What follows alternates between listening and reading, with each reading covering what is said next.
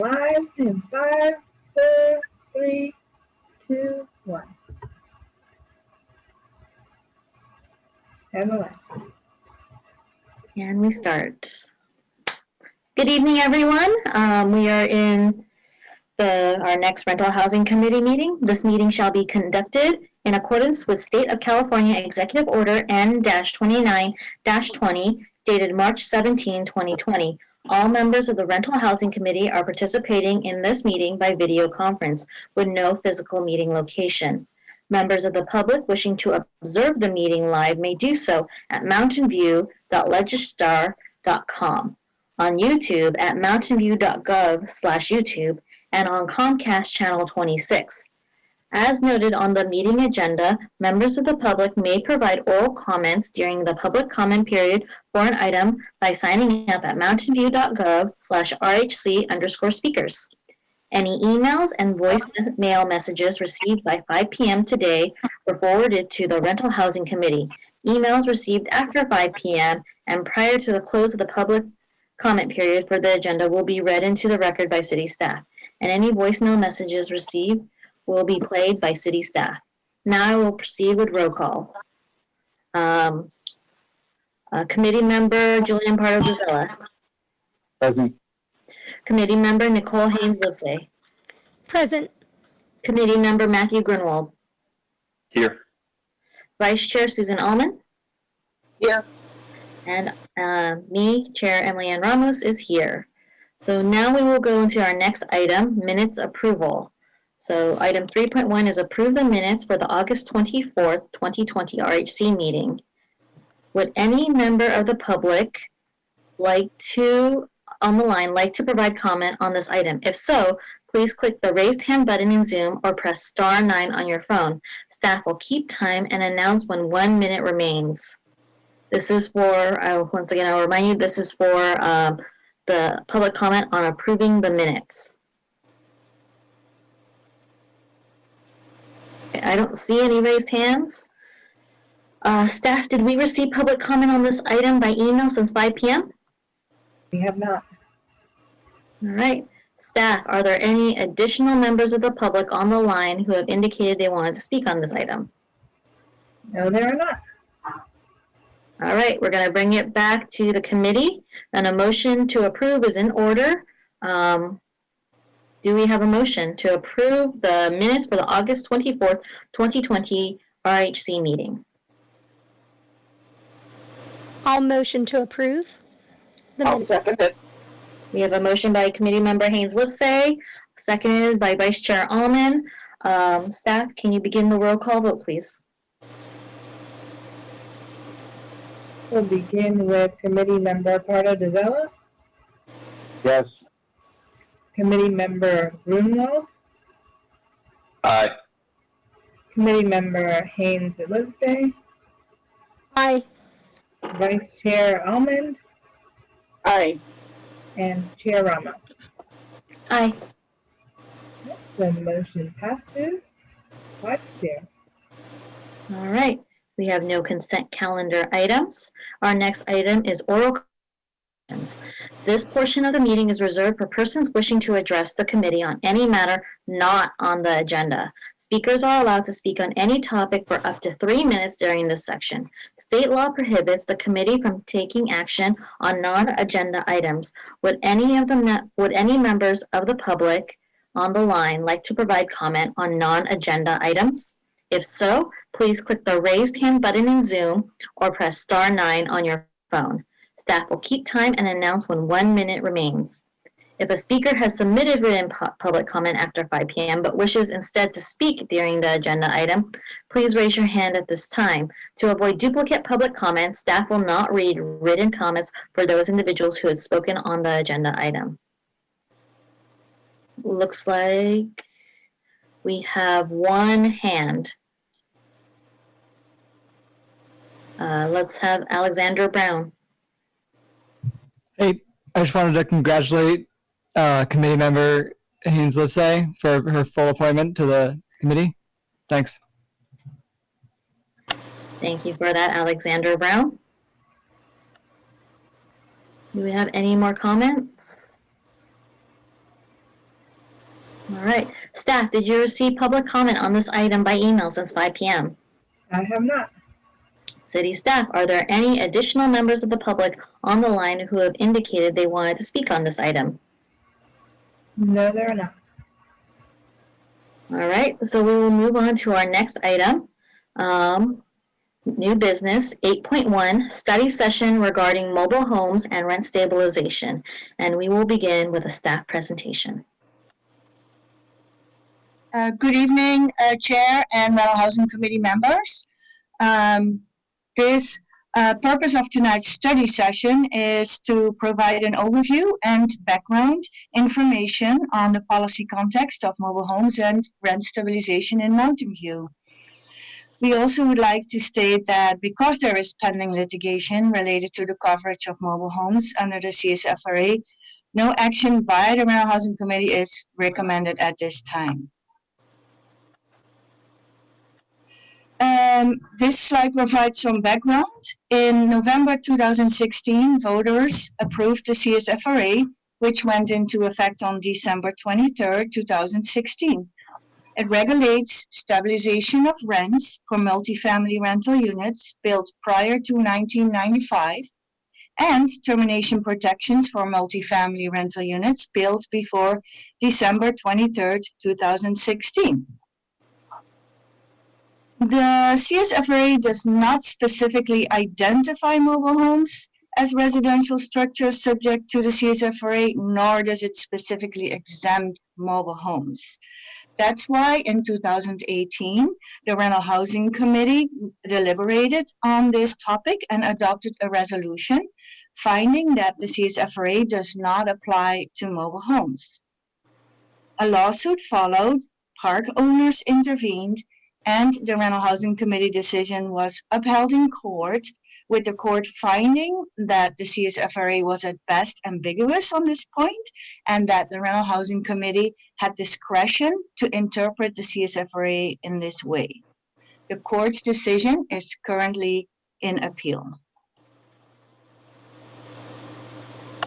On June 1, 2020, the Rental Housing Committee agenda included an item on mobile home rent stabilization, and more specifically, whether the Rental Housing Committee would like to reconsider its prior action determining that mobile homes and mobile home parks were not covered by the CSFRA. Since an appeal of the litigation challenging the adoption of Resolution 11 was still pending, the Rental Housing Committee did not take action at that meeting and directed staff to return with a study session on background information and history about mobile home rent stabilization in Mountain View for this September meeting.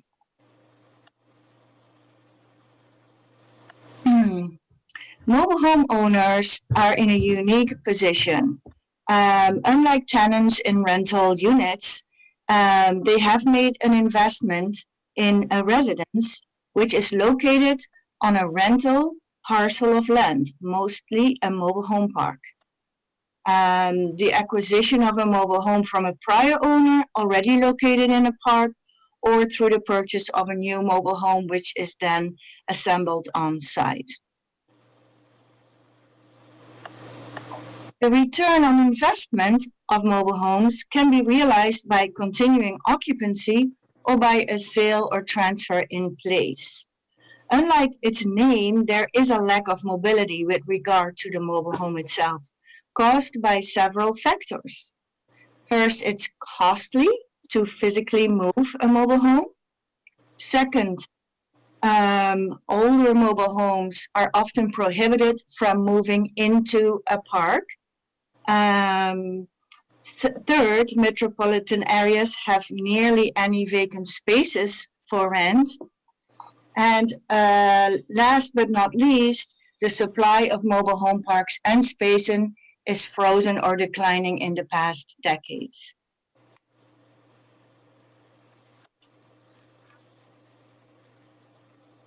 Due to this lack of mobility, the mobile home owners are dependent on park owners with regards to space rent increases and rent charges to a new purchaser of a mobile home. As space rent increases, the mobile home will depreciate in value, while the land value increases.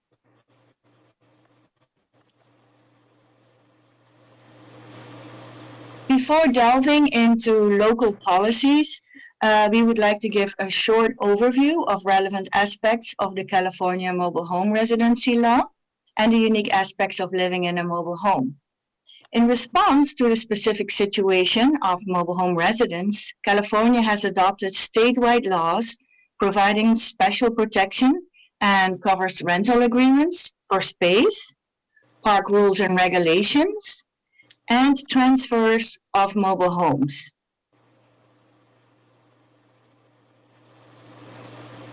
The MRL, as the mobile home residency law is also called, does not regulate rent stabilization per se, but the following aspects of the MRL need to be taken into account when discussing or contemplating local rent stabilization.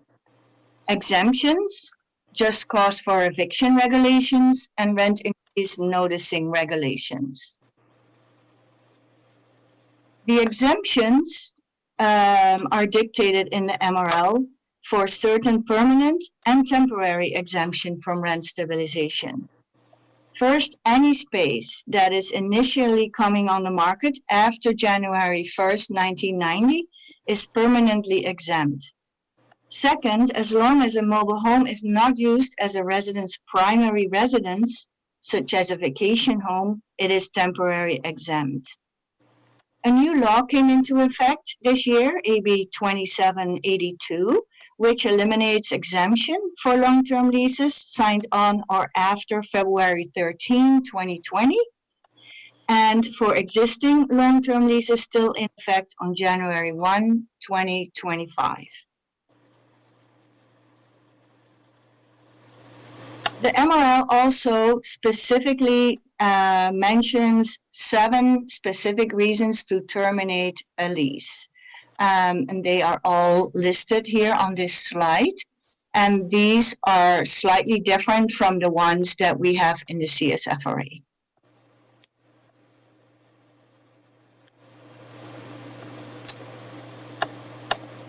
And the third difference is that rent increase notices must at least give a 90-day notice for any rent increase, which is different from other California state law.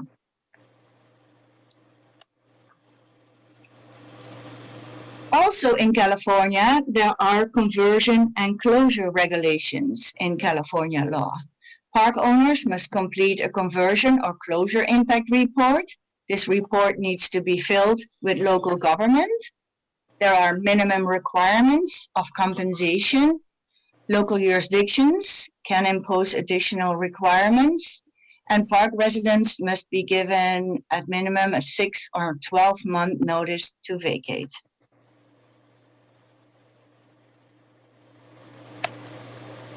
Anki, I'm not seeing any slides. Oh.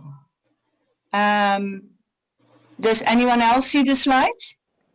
Yes. I do. Okay. Andrea, do you know if she needs to push a certain button? Under the options, maybe? I'm not sure. Side-by-side mode? Is it showing a blank screen for you? I'm seeing the screen with, you know, that icon with a white person. Did you, maybe if you try clicking on your view? My view. I'm on an iPad, so it's all different. Then I don't know, yeah. I haven't had this problem before. Would you like me to email you the slides, Susan? I sent out an email with the PowerPoint. With the PowerPoint. Yeah. Okay. So you received an email also as a Why backup. don't you send it to me now, and I'll open it on another screen. I can do that. It was sent to you maybe an hour ago, Susan? I've been checking it every few minutes, so Okay. maybe I just didn't get.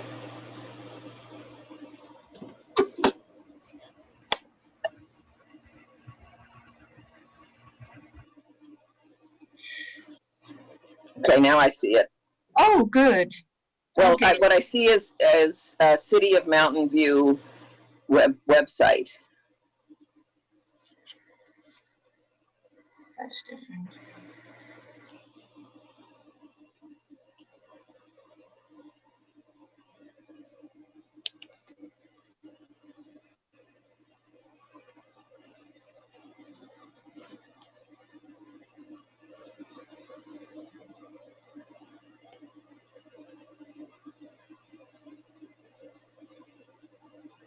Susan, this is Patricia. I just sent the PowerPoint and a PDF to you.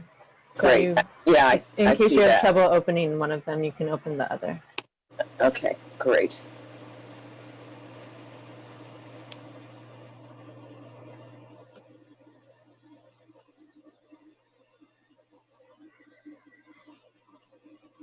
Okay, I have. All right, go ahead. Can anyone tell her what slide we are on? Can anyone see that? I see that we are in mobile home rent stabilization in California. Local jurisdictions are permitted to adopt rent stabilization for mobile homes. That's a slide I see. Yeah. Okay. So under the MRL, local jurisdictions are permitted to adopt rent stabilization for mobile homes. And circa 100 jurisdictions in California adopted rent stabilization for mobile home spaces. Mostly annual allowable rent increases are usually tied to an increase in CPI, and vacancy control can be included since Costa-Hawkins does not apply to mobile home. Costa-Hawkins is also a state law that prohibits local jurisdictions from regulating rents upon vacancy under general rent stabilization ordinances. This law does, however, not apply to mobile home parks. And there is a petition process for additional rent increases in most ordinances. This slide provides an overview of local rent stabilization jurisdictions and key policy components. There's also a detailed overview available in attachment 1 of your report. There are 4 jurisdictions in California that provide rent stabilization for both mobile homes as well as for rental units. And the administration in these jurisdictions have been assigned to the same advisory or decision-making body, such as a board or committee or city council itself. And since these are all separate ordinances, you can see that the key policies can be different under each ordinance.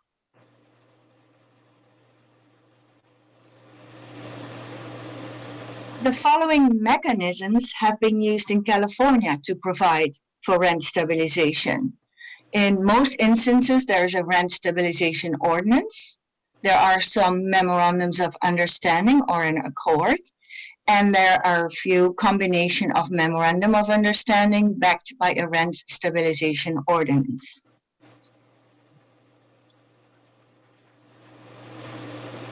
A rent stabilization ordinance is used by most jurisdictions in California. As discussed above, a local ordinance would typically allow for an annual rent increase based on an inflationary index and an individual petition process procedure to ensure a fair rate of return, and usually provides an enforcement mechanism for tenants. In some instances, there is a memorandum of understanding, or also called an accord, which is a voluntary agreement with the park owners and the city to limit rent increases for 5 or 10 years with options to renew. This usually gets accompanied by a model long-term lease to be entered into with each mobile home owner. It also limits annual rent increases, just like an ordinance. Disputes, however, are mostly handled through mediation or arbitration. And cities may or may not be involved in this memorandum of understanding. These memorandums of understanding are highly flexible and can be negotiated to whatever a specific city's needs are. Then there is a combination of a memorandum of understanding backed by a rent stabilization ordinance. A rent stabilization ordinance is adopted in a city, which includes then an exemption for park owners as long as they enter into and comply with a memorandum of understanding. These also get accompanied by a model long-term lease to be entered into with each mobile home owner, and usually the city is involved in an enforcement. I know one example of this combination, which is in the city of Modesto. So next, we would like to give an overview of mobile home rent stabilization jurisdictions in Santa Clara County. It has 96 mobile home parks with over 17,000 spaces in 9 cities. 23 parks are restricted to occupancy by seniors, and Mountain View has 6 of these parks with 1,130 spaces. 5 of the 9 cities have mobile home rent stabilization, which are Gilroy, Los Gatos, Milpitas, Morgan Hill, and San Jose. And there is no rent stabilization for mobile homes in Sunnyvale, Campbell, Palo Alto, and Mountain View, although discussions are underway in Sunnyvale to discuss some form of rent stabilization.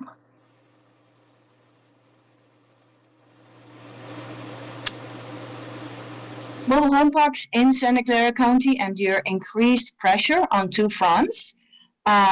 First, pressure increases to the redeveloped parks into other uses, and the second is increased pressure on rents.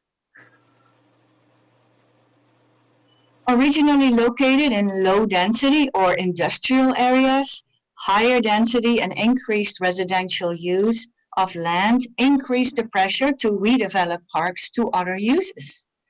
Mountain View adopted a special general plan, land use designation, and zoning for mobile home parks, which was officially readopted in 2012.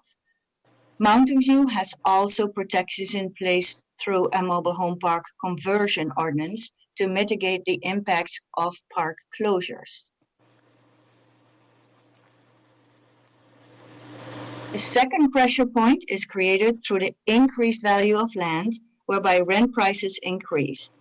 Impacts of rent increases are considerable, bearing in mind that mobile home residents often live on a fixed income. A policy option for this type of pressure would be a type of rent stabilization program. This table provides an overview of protective ordinances for mobile homes in Santa Clara County. Mountain View and Sunnyvale have adopted special designation zoning for mobile home parks, and San Jose is exploring a special designation and zoning for mobile home parks as well. There are 6 mobile homes in Mountain View with 1,130 spaces. The rent increases in 2020 varied from 0 to 12%, and rent increases upon transfer anecdotally vary from 25 to 50%. All parks started operating well before 1990, so the permanent exemption from the MRL is not applicable to Mountain View mobile homes. This table gives an overview of the 6 parks in Mountain View. 2 of the 6 parks rent out mobile homes as well as mobile home spaces.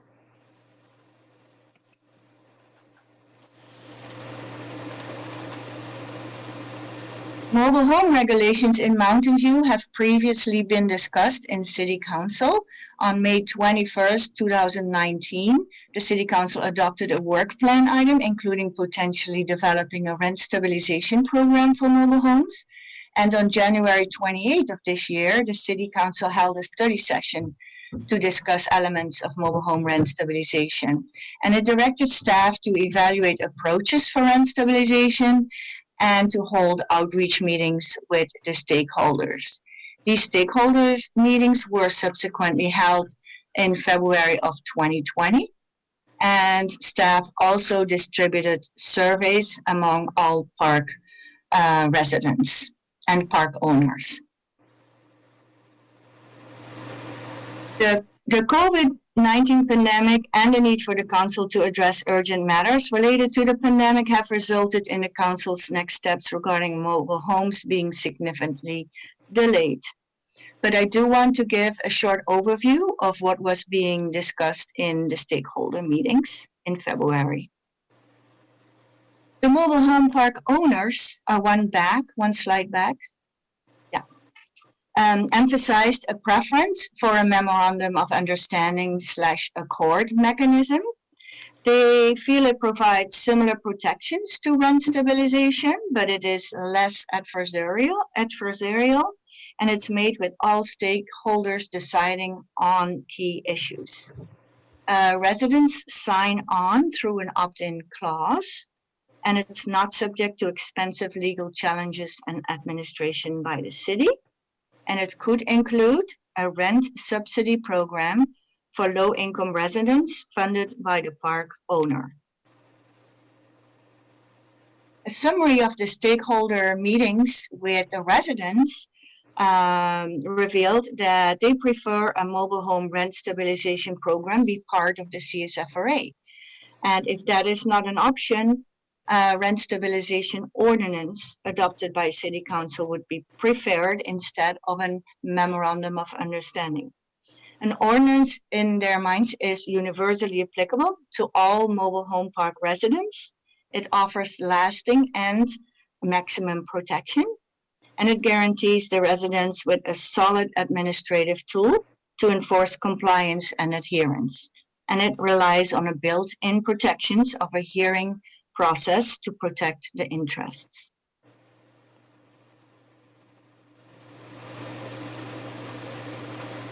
As previously mentioned, the CSFRA does not specifically mention mobile homes, nor does it specifically exempt mobile homes from the ordinance's protections.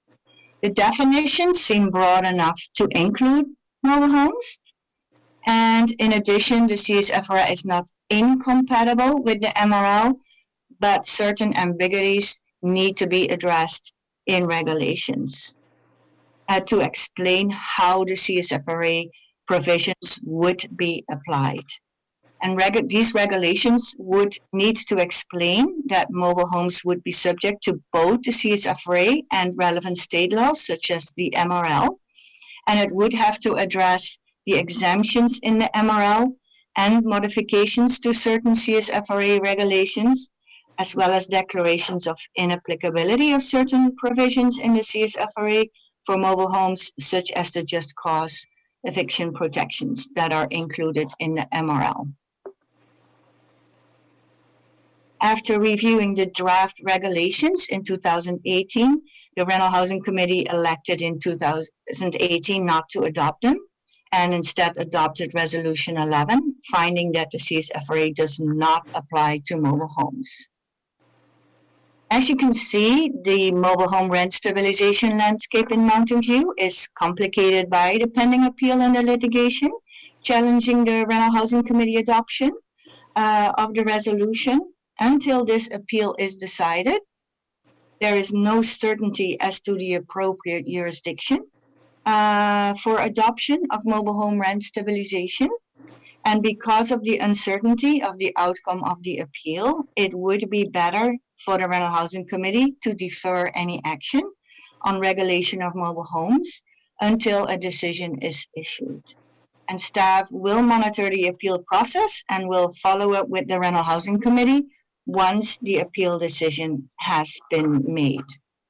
This concludes this presentation, and happy to answer any questions.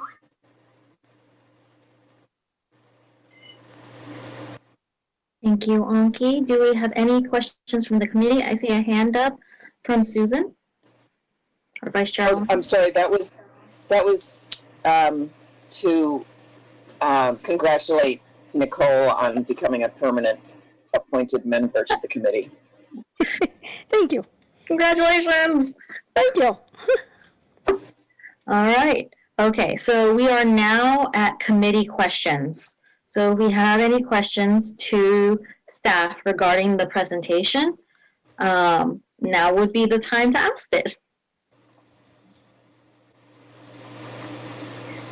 I don't see any hands. A little quiet. So I will get started. Wait a minute. Somebody on the committee submitted a bunch of questions, and we received the questions and answers today. So I don't know if that person wants to elaborate on their questions, or if they felt they got their answers in writing. I do see a hand up by committee member Haynes Lipsey. Hello. I know at least a few of those questions were mine. And so one of the things, and it was answered in writing, but what I had delved into was the stakeholder meetings. And it seemed in my reading of those summaries that our mobile home park residents would like to see lower than CPI annual increases in the ordinance and or coverage under the CSFRA. Is my question to staff is, would that even be something we could do within the framework of the CSFRA, or can we divide the baby in that way? Can we say that if you are a resident of an apartment or a coverage unit that is currently covered as of September 21st, 2020, you are subject to the CPI increase? If you are a mobile home resident, or let's say maybe we make it more general and say a unit covered after such and so date, you have a different calculation. Is that something we can do to sort of match up to what some of the jurisdictions that have both an ordinance on rent stabilization and an ordinance on mobile home rent stabilization have done, similar to the chart that was maybe 6 or 7 slides back? So I'll answer that. No, I don't think if mobile homes were covered by the CSFRA, they would be subject to the same annual general adjustment that other rental units are subject to, which is 100% of the CPI. That's what's mandated by the CSFRA. Okay. And similarly, I had noted there was a thought of adding a sort of safety net provision where for residents who perhaps couldn't bear, if there was to be CPI raises, couldn't bear the CPI raises, who would like to remain in place, not be forced out of their homes, that there could be some ability to fund a safety net. You know, we would have to see how we could do that, if we could do that. Would that at all be something that could be brought into the CSFRA or brought into any regulations that we should draft, or is that just a non-starter? I think that goes beyond the scope of the CSFRA. That's more of a subsidy program that would be something that the city council could do, but I'm not sure that the RHC could do that. Okay. And I guess my final question that I'll ask is just, I think, Anki, correct me if I'm wrong, you mentioned that there's only, hold on, 4 jurisdictions, did I get that right? 4 jurisdictions that have, that can't be right, that have both rank, is that right? Yeah, so in the whole of California, there's only 15 jurisdictions that have regular rent stabilization, compared to 100 jurisdictions that have mobile home rent stabilization, and only 4 jurisdictions have both. And are those all the same ordinance or rule or what? All separate. They're all separate ordinances. Is there anyone who does it as one thing? There's not at all? yeah, it used to be East Palo Alto, but when they adopted new regulations, they kept the old ordinance for mobile homes and the new one for regular rent stabilization. When did they do that? When did East Palo Alto change that? I think that was sometime in the early 2000s. Theirs was also a voter initiative, and they adopted a new voter initiative solely with respect to apartments. So they left mobile homes in the older voter initiative. So the new initiative repealed everything with respect to apartments. And it was mainly done to address a lot of other issues that were coming up with regard to their rent stabilization program. Okay. All right, thank you. Those were the questions I had asked, so thank you. Can I ask? Go ahead, Vice Chair. Okay. Do we have a count of how many seniors are in our parks, or a percentage, or low income? We do not. We did try to get that information, and we received it from a couple of parks, and it shows in the table. I do not have that information from all the parks. Okay. And do we anticipate that there would be any future stakeholder meetings, given that there are delays since the last time those were held? The Rental Housing Committee can always direct staff to hold more stakeholder meetings if you so wish. Okay. And also, once the court decision comes down, can we schedule on the very next RHC meeting that we propose regulations to cover mobile home units? I think with regard to that, we're going to have to see what the court decision says. Okay. So we will notify you as soon as we get the court decision with an analysis of what that decision implications are. Okay. I think that's my list. Oh, I guess the only other thing is, do we have copies of any of those leases, the model leases that are used by certain jurisdictions? I have a couple of different examples, correct. Is it possible to share those with us, or is that proprietary? No, I think I can. I will double check, but I can share them, I think. Yes. Yeah, I think they're public documents for the jurisdictions that have them. I mean, I got them off public websites. Oh, great.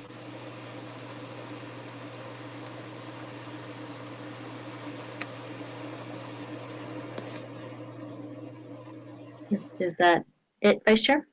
Yes. All right. We'll go to Committee Member Grunwald. Thank you.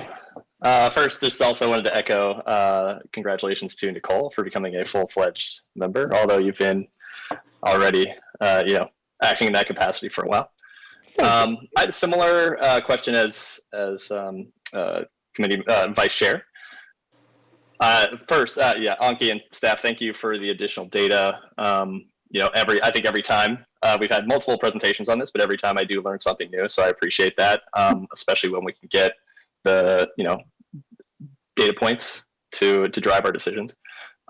Looking at that same slide that you're on now, I had the similar question of senior spaces or senior households, I think as it's called in the staff report. Looks like it's about 55% from what we've collected so far. Mm-hmm. Do you, obviously we're missing a big chunk with Santiago Villa and Sahara. Mm-hmm. Could you comment on the likelihood that we'll be able to get actual data there? That's my first question. Yeah, that's a good question. I will reach out to them one more time. I think the high number in some of the parks stem from the fact that they used to be completely senior mobile home parks, and then they converted into family parks. I'm not sure what the history was with Santiago, Villa, and Sahara, but I will definitely try to keep reaching out and maybe try different avenues. Thank you. That was going to be my next question. Actually, the range is pretty broad for some of them. You would say that's explained mostly by it being that the seniors might be on the lower end, I guess. Do we know any more data about about the range and how, the ranges? I think looks? Yeah, so what I saw, especially in the past, is that they didn't give a percentage rent increase, but just say just $35 or a specified amount. So if you've been living there for 30 years, you are on the lower end of the space rent versus when you came in, say, last year or the year before, and you started with market rent. Okay, thank you. Last question. I noticed on the slide for City Council what they were looking into when it comes to income, being able to bifurcate the rules based off of income. Would they also have the flexibility to have different rules for seniors or fixed income versus some of those the newer units or newer newer residents, I guess? You mean if they were to adopt an ordinance, or? Yes, sorry. So the question being, if they were to adopt the ordinance, would they have the flexibility to do that, to base it on age or income or any other demographics of owners? I think they could. I think you have to balance that with administration, and administering a program that treats different groups differently becomes much more challenging. We'd also have to look at some fair housing issues before we could do that. Okay, thank you very much. Is that it for your questions, Matthew? Yes, thank you. All right. So any other committee members have questions? Nicole has, committee member Haynes Lipsey has one, and so does Vice Chair Allman. I just have a follow-up question regarding the table that we're looking at right now. Is this all self-reported from the parks themselves, or is this a table that is comprised of data reported by both residents and parks? Just because I'm surprised we can't get any data at all on Sarah or Santiago Villa. So this is based on information requests to the park owners. You may remember that we started sending out surveys in March, but then COVID-19 happened. And we do have all the input surveys, but we still have to analyze them. And that just, went to a lower rank in the priority at the time. But we still have those, and we still will analyze those. And that will give us also a lot of information from the resident perspective. And will we try and mush the two together, to put it very scientifically, i.e. cross-verify, and see if residents are reporting the same as parks and vice versa? We will definitely include that into the analysis, yes. Beautiful, thank you. Vice Chair Allman? I sat in for, 15 minutes of the Mobile Home Alliance meeting this weekend, and they discussed the fact that there isn't data from those two parks, but two of them volunteered that the rents have been almost doubling recently, and that average rents at this point, and this isn't, this is no survey, but a couple of them have submitted information that they were in the range of 2,000 to 3,000 space rentals.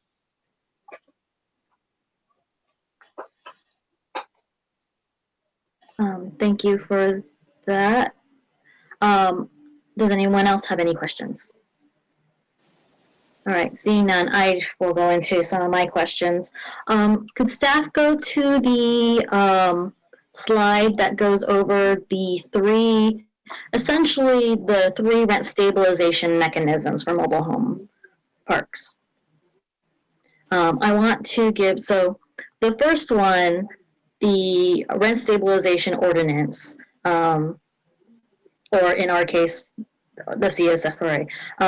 We probably understand that pretty well, but we could start with the second one. And I wanted to know, in practice, how does that look like in Mountain View to our residents? So I guess this is slide 21, the Memorandum of Understanding Board. So it's a voluntary agreement. Yes, so first there will be a negotiation between the park owners, the residents, probably representation, and the city to determine the biggest key policy components that have to go into this memorandum of understanding. And whatever is agreed upon in this memorandum of understanding, or they attach a model lease form to it that has been negotiated while this memorandum of understanding was being negotiated, which includes then the key components of the agreement, such as what are the allowed rent increases per year? How are we dealing with capital investment costs? How do we do vacancy control or not? And if yes, what are the specifics of a vacancy control? Do the park owners like to put a program in place for subsidy for low income residents? And those are all things that can be negotiated between the park owners together, the city, and a representation of the residents. Then once such a memorandum of understanding is agreed upon and signed by the park owners, they then have to offer that model long-term lease to each of their residents. And the residents have to come one by one to the park owner to say, yes, I want to have this model long-term lease. And these long-term leases are usually between 5 and 10 years, where it is agreed upon in that lease what the rent increase can be for each year, and all the other key components that were agreed upon in this memorandum of understanding. Am I missing anything, Karen? No, I think the real issue is it's flexible. So what it looks like for Mountain View may not be what it looks like for other jurisdictions because it's all negotiable. So what happens if they do not come up with an agreement? Like, how does that essentially get arbitrated? Well, if there is no agreement, there is no arbitration either. So if there is no memorandum of understanding, then there is no rent stabilization in the form of this mechanism.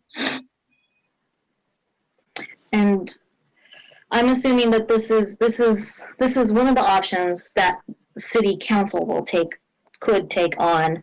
So if the case is that there is agreement happening, what happens then? There's just no protections? That's right. Okay, and it says the city may or may not be involved. Is that essentially a negotiation point? Yeah. So comparatively to the CSFRA, a lot of this is up in the air based on negotiations. Right.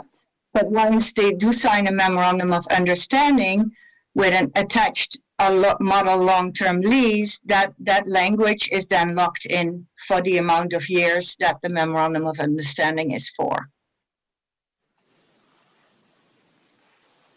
All right. So, and I'm assuming the next option, the memorandum of understanding accord backed by a rent stabilization ordinance. Can you go over how would that work? Yeah. So the city of Modesto has this. So a full-fledged rent stabilization ordinance was adopted by City Council, but there was also negotiated a memorandum of understanding with the park owners. The ordinance was slightly more stringent than the memorandum of understanding to kind of entice the park owners to go with that option.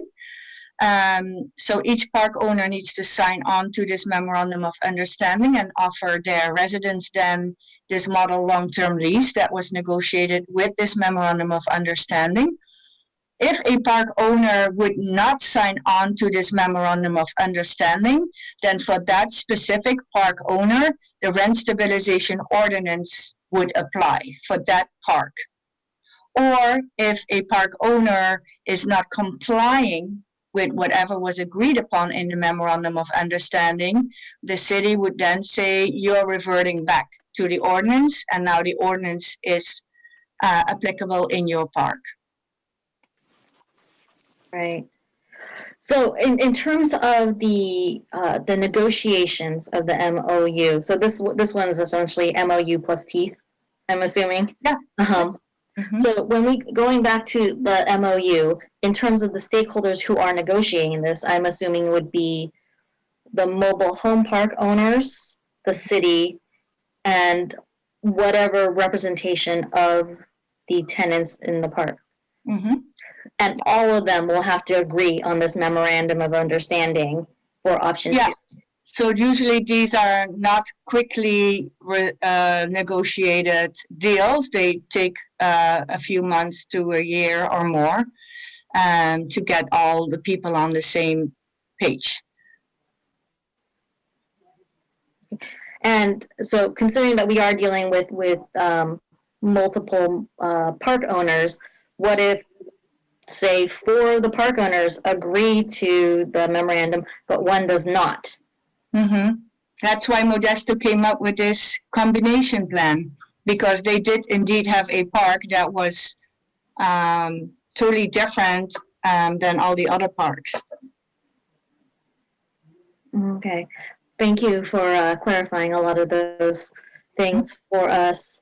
I guess also the rent stabilization, or there's no way that we could, option 3 really only works with a rent stabilization ordinance from the council, I'm assuming, correct? Not from CSFRA. I would think so, because all of the text of both the ordinance and the memorandum of understanding and the model lease are all kind of composed in the same way and in the same manner. So you don't get a totally different ordinance versus a memorandum of understanding. It's just a graduated same key component level content in both. Okay. And so hypothetically, should council decide to put in their own ordinance or do a hybrid, which is option 3 of an MOU and an ordinance, they can decide whether it's going to be CPI, greater than CPI, less than CPI, COLA, whatever, correct? Yeah, so usually that is being agreed upon in the memorandum of understanding. Mm-hmm. Or if it's backed by an ordinance, that's decided by council. Yes. Mm-hmm. Okay. The other question, I did want to ask about one of the rent control jurisdictions that were mentioned. It's not quite a Bay Area, but Sacramento recently passed a law, and I heard that it also covers mobile homes. Have we looked into that? That was not on my radar screen. Okay. We could look into that later. And in terms of our outreach to all parties, are we still in the process of outreach, or is that are we now essentially on the analyzing of the outreach? We are only analyzing, and we received quite a few surveys. We're very happy with the input that we received. We received most of them by mail, so it's quite a task to enter them all into the database and start the analysis of it. And you're happy with essentially the percentage of Absolutely, yes. input. Those who have turned in their input, I'm assuming that they have privacy on who they are, and we're just looking at the overall data, correct? Yes. Okay. Even from RHC members and council members? Yeah, like you won't be seeing names either. Correct. Yeah. No, Okay. correct. Yeah. Since we made our initial decisions on mobile homes, have there been any new laws that could have affected this decision? State law. Well, I think Anki highlighted in her report that there was a new law that just got passed. It becomes effective January 1st, but it does have the impact of essentially long-term leases will no longer be exempt from mobile homes, from rent control under the new law. And any lease after February 13th of this year is no longer exempt from rent stabilization, no matter how long the lease is. So that's the primary law that's come into effect recently. So how would that affect, should mobile homes get covered under CSFR? We just don't, because I do have a memory that we had to decide what did that mean for us, but how does that affect the decision now? It's just like we're just done, we don't actually have to decide on that aspect? Well, so if you were to reconsider your decision at some point in the future, we would still have to make some decisions about that because long-term leases that were entered into prior to February 13th of this year will still be exempt from rent control until January 1st, 2025. So that you would be required to exempt those from any coverage. All right. I think that's all the questions I have. Thank you for your patience on breaking that down for me. We can now go, unless anyone else. Oh, we have hands up. Committee member Haynes Lipsey. Hi, sorry. I just am curious with the questioning line that we were going through. With Modesto specifically, this memo of understanding plus teeth, if you will, how long has that been in place, and have we seen any litigation, arbitration, mediation around the outlier park, if you will, that decided not to sign it into the memo of understanding and is sort of being held in with the teeth? Is there anything going on there with litigation, or is everything kind of just peachy keen? That was not too long ago that they signed this. I would say around 2016, 2018. I will follow up with their staff. I did not find any litigation online, but that doesn't always mean everything. So let me follow up on that. Thank you. And with the other memos of understanding that are out there, I think you said there's like 4 or 5 of them, maybe. Maybe 7. Maybe 7. So that handful, let's call it less than 10. What's roughly the oldest vintage? Like, do they go back, any further than say 2016? Yeah, some of them are a little older, but I don't remember exactly. Karen, do you remember? I think actually there may be 1 or 2 that go back to the late 90s. Okay. I would have to go look. Okay, so some of them have presumably been renewed several times. Yes, okay. Definitely. There are 2 or 3 that have been renewed that I'm aware of. Mm-hmm. Cool. Thank you.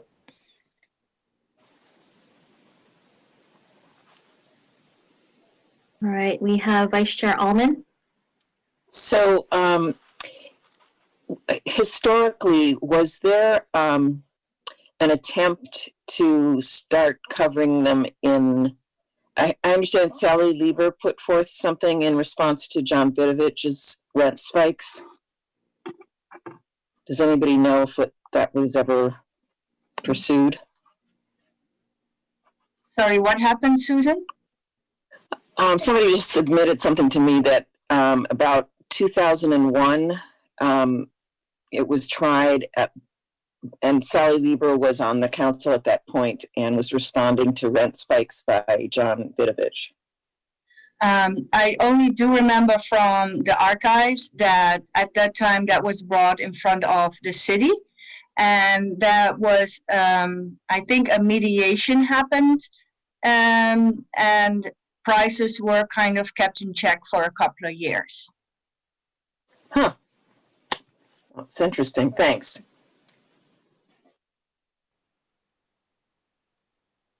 All right, was that, okay, hand down, good. Any other questions from the committee before we go to public comment? Seeing none.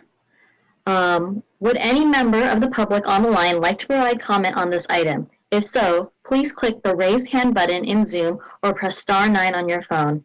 Staff will keep time and announce when 1 minute remains. If a speaker has submitted written public comment after 5 p.m., wishes instead to speak during this agenda item, please raise your hand at this time. To avoid duplicate public comments, staff will not read written comments for those individuals who have spoken on the agenda item. All right, I see 4 hands. So we will start with B. Hansen.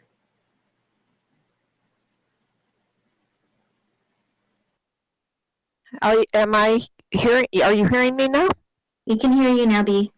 Okay. I wanted to ask a question about the average general adjustment that is on that table, but first I wanted to respond to Susan Allman's comment about this event that happened between actually 2003 and 2008. And I verified this with another resident in the park, that there was a rent freeze for 5 years that was started by Sally Lieber, who was on the assembly at the time, not the council, that she brought that item she was working with people at that time to get some kind of rent mediation going on, and I think she's right, there was a mediation. But it was called a rent freeze for about 5 years, and that Sally had apparently worked with Vidovich, and I'm not sure exactly how that was done. So we'd have to talk to her about that. I just wanted to clarify that point. The other thing that I really wanted to clarify is the average general adjustments in the table that you have with the missing information that you're still working on for Santiago Villa and Sahara. Yeah, so the average space rent, there are actually 3 categories. There are the older residents, there are the newer residents that are paying $2,000 plus, and there are also the rental units. And I wonder if you can ask the park managers for information on that, because those are market rates. I know that my neighbors are paying $3,900. So those are very high market rates. So average space rent. 1 minute remaining. Average space rent would skyrocket if all of those categories were melded together and to provide entries on those 2 parks for AGA. And the next thing is I will kind of like to know how many parks in California have rental units. I think it's very, very few. And also the anecdotal information on Santiago Villa is not 70 or 80, but 100. And that is one of our residents actually asked a very informal question of a new employee, and that's what she heard, 100 units. So anyway, that's my concern, is AGA across all of these different categories is probably going to be quite high. Yield my time. Thank you, B. Next up, we have Tim Larson.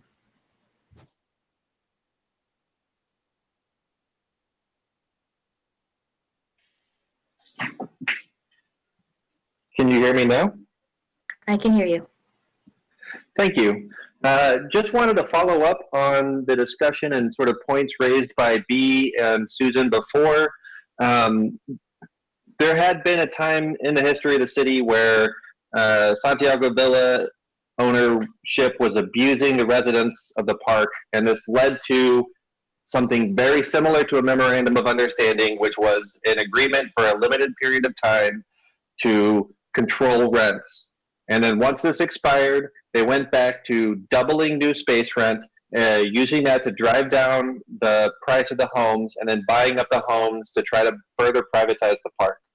So this is what happens when the RHC fails to do its job, and it's ongoing, as we speak. So just wanted to reiterate those points. And I also wanted to thank city staff for their thorough research over the years and providing a lot of help and insight on bringing awareness of these problems to the public and to the staff. Thank you. I yield my time. Thank you, Tim. Next, we have Frank Kalsick. I don't know if I pronounced that name correctly. I'm sorry.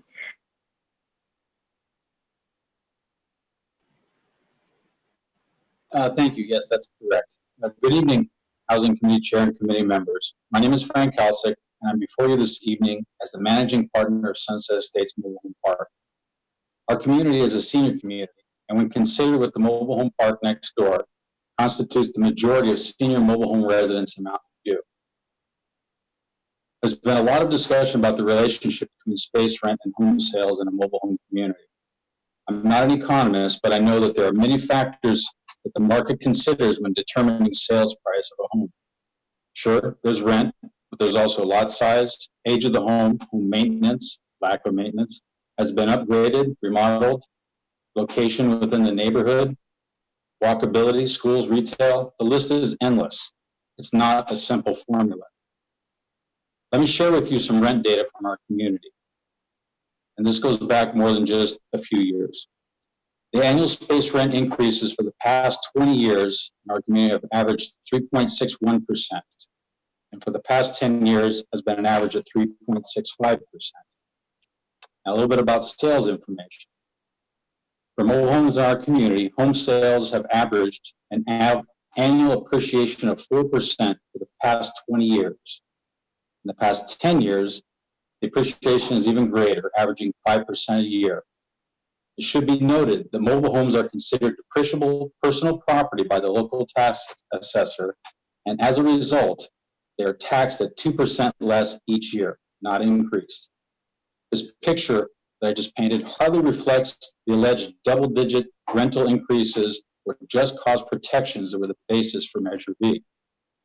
I also wish to point out that the petition process in CIFRA does not contemplate the physical makeup of a mobile home community.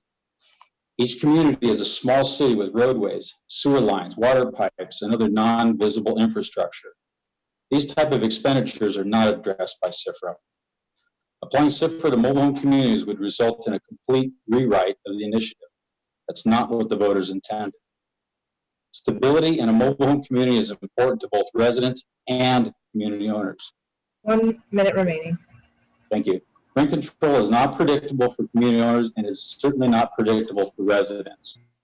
It's a catchy soundbite for politicians, but it does not provide predictability, stability, and it certainly doesn't provide quality communities.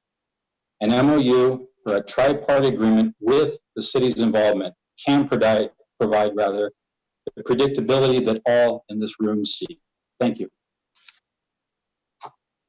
I actually had some question for Mr. Kalsick, if that's possible. Certainly. Are you still there? Wonderful. We did get your letter. Thank you for that. So my general question is, the average increases during the past 20 years, 3.61, and the past 10 years, 3.65. Are you aware what the CSFRA is the increase the CSFRA is allowing right now? I believe it's around 3-ish. It's currently 2.9, but in past in the past few years we're 3 point something, and it was relatively aligned with what you've had.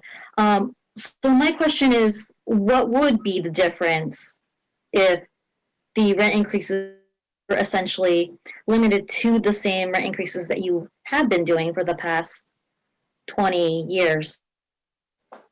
The annual adjustment, rent adjustment on existing residents would be very similar, would be my guess. Because if you looked at CPI going back 10 and 20 years, I don't have the information in front of me, it's probably very similar. The big difference is the ability to bring the space to market when establishing a new tenancy.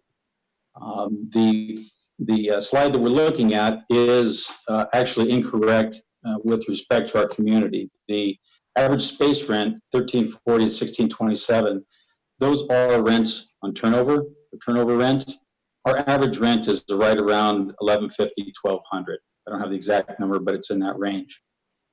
That low average rent is the result of our policy of minimizing annual increases with a long-term perspective. Under the scenario that's being put forth by, this being put forth by certain members of the committee and or residents of vacancy control, the space rent for a resident, existing resident that was say $1,000 would be frozen at that. And that home would then appreciate beyond its value because they would be bundling and selling a below market rent. They would realize a one-time increase, substantial windfall in value. However, when that home is sold the next time, as was mentioned before in the comments, there is a bucket of money that a buyer comes to the market with. Either they spend it on rent or they spend it on a mortgage if they're not paying cash. And if that is a below market or depressed rent, all that does is overinflate the value of the home, and a person buying that home would then have to go to a bank and get a very large loan for a home that is not worth that much. So that's a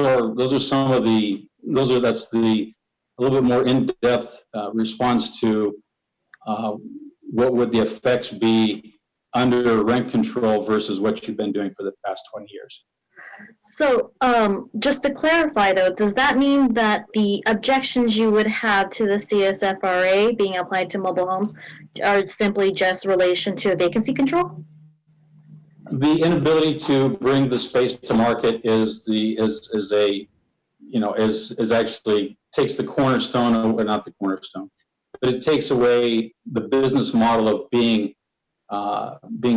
working with customers, not going for the maximum rent increase each year that is more typical in an apartment situation.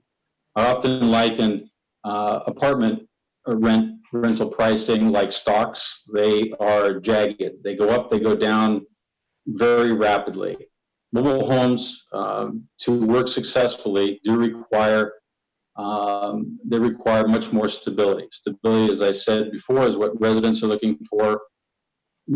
Community owners understand that, and they work towards that end.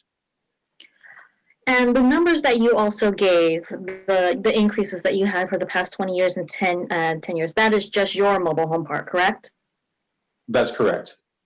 So say if another mobile home park is rapidly increasing their rents to their tenants, would you be in support of making sure that it's at least the similar aligned with the rent increases of your park?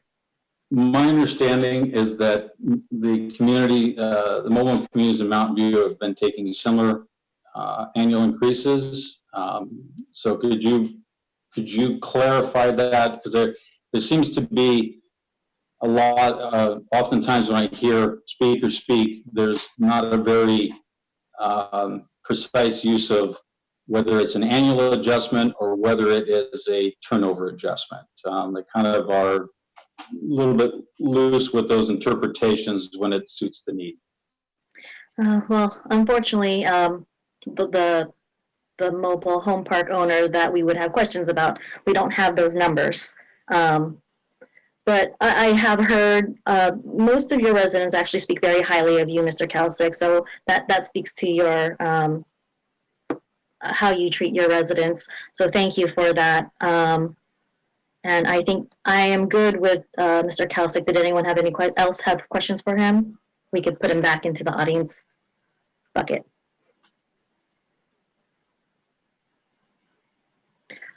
All right, next person, Edward Park.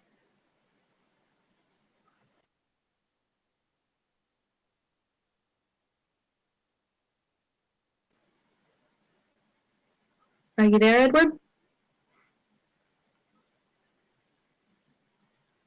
Hi, you got me? Yes. Okay. First off, I want to give a huge thank you to the council for having this study session and the staff for all their great and hard work. Especially like to point out Anki, Patricia, Andrea, and Karen. We really appreciate you listening to the very real concerns that we have going on in Mountain View, especially with the mobile home parks. This has been ongoing for decades. I'd like to provide a comment on Table 2 in the study report. I think this is not average rent, but the range of rent. If so, Moore Park, it's about $1,200 now, which is very different than what is shown in the table, as we've seen space rent upon sale increase dramatically over the past year, in many cases doubling, which is why we've seen the value of our homes decrease. I'd also like to note that given everything with coronavirus, Mountain View residents in mobile home parks have been classified as renters in basically 100% of everything. And this is obviously correct. This is the right way of doing things. We pay rent for our spaces, and some also pay additional rent for the mobile home. Either way, we are renters. We write a check to our landlord every month. We abide by their rules. We are powerless to rent increases that they hammer down on us. And at the end of the day, we're just renters. We all know that. The voters know that. The city knows that, which is why we are included as renters in everything else. You may not agree with the principle of rent control, but the job here isn't to vote on whether you agree with the CSFRA. The job is, quote, to implement and administer the CSFRA. And the last RHC vote to exclude mobile home renters as renters went against legal counsel and staff suggestion. And this was a costly mistake that has led to the displacement of countless low-income residents and seniors. And this continues to cause very real harm. This is not an extreme position. It's just the fact, it's the opposite. Every other jurisdiction, as we've learned here, with rental protections have protections for mobile home renters specifically. We are asking the RHC to just simply carry out their job and include all renters as renters and identify us as renters. Yeah, and I yield the rest of my time. Thank you, Edward. Next, we have Anna Marie Morales.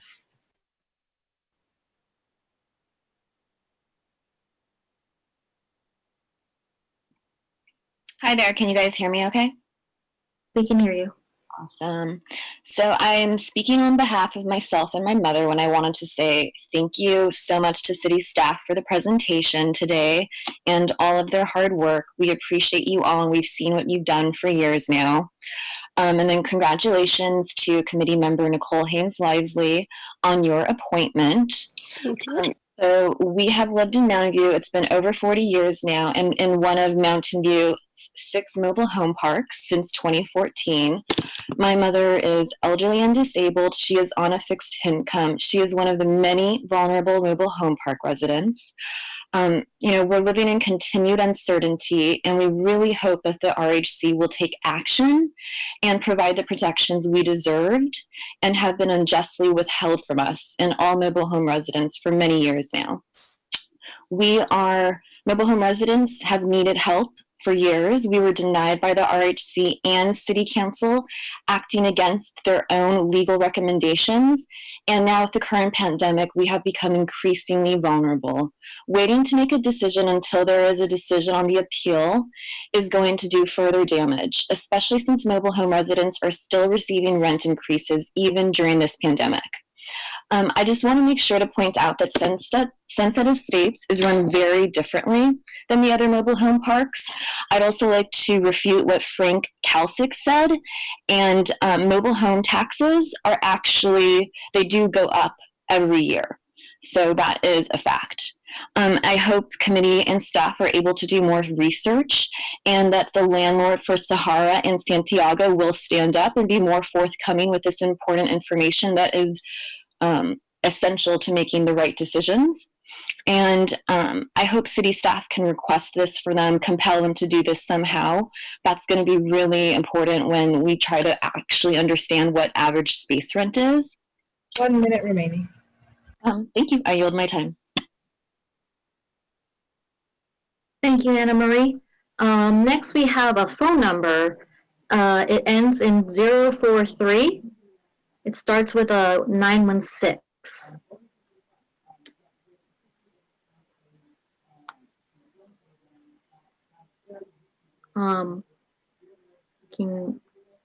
Are you there? 043? Ah, yes, wonderful. Yes, hi. Hi, Madam Chair and committee members. My name is Doug Johnson, and I'm with the Western Manufactured Housing Communities Association, WMA. We represent the park owners. I submitted a written statement earlier before 5 o'clock, so I won't touch on all of that. You all have copies of that.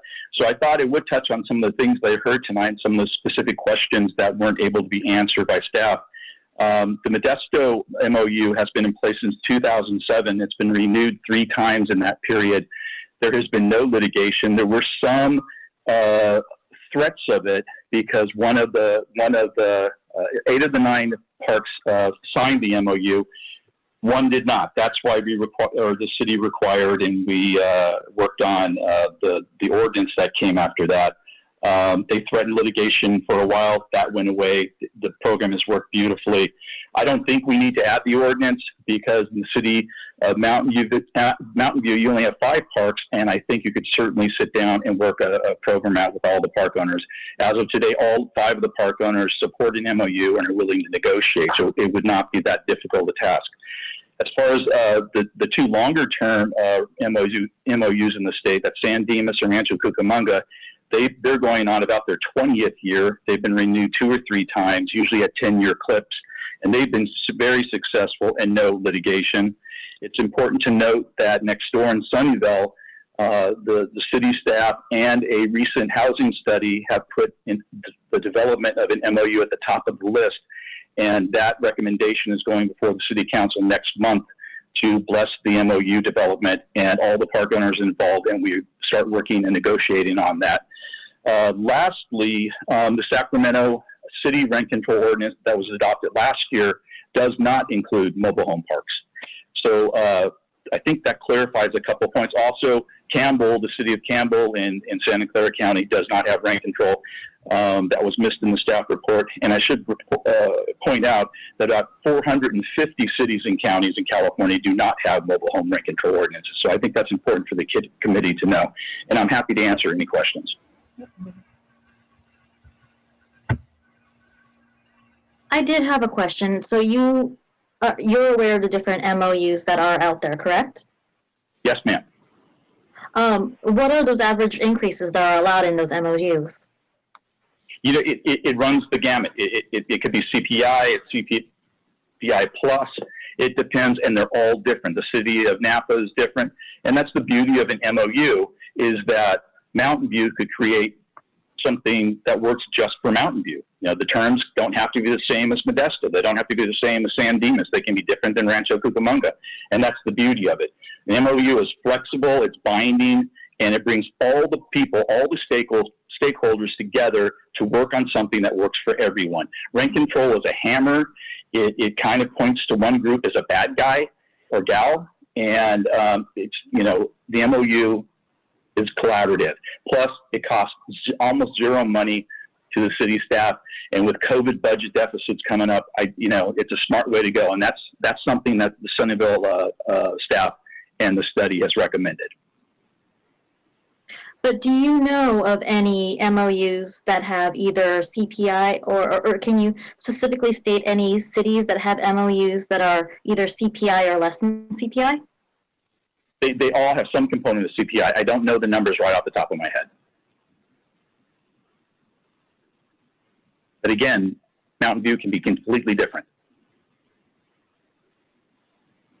Does anyone else have questions for, shoot, I did not remember your name. I'm sorry, sir. It's Doug. It's Doug. Doug. Does anyone else in the committee have questions for Doug? All right. Thank you so much for your time, Doug. Thank you. Next, we have Charlene Garza.